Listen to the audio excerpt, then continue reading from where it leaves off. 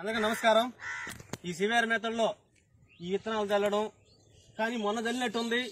ఈ రోజు 90 రోజులు పూర్తి అయిపోయింది.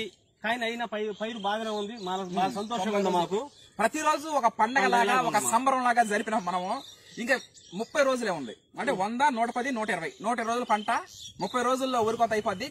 సేద్యం ఒక సంబరం కావాలి అని అక్కడక్కడ చూడడమే గానీ మన క్లియర్ గా మనం ప్రతిరోజు చూపించాం.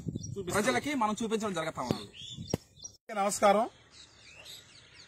ఒకప్పుడు సినిమాలు 100 రోజులు 150 రోజులు ఆడేది. అప్పుడు కళాఖండాలుగా ఉండేది 5 రోజులు. ఇప్పుడు ఉండే పరిస్థితులు ఏంటంటే సినిమాలు తీయడానికి ఎన్నో ఆటుపోట్లు ఎంతో ఖర్చు పెట్టి కొన్ని 100 కోట్లు ఖర్చు పెడుతున్నారు.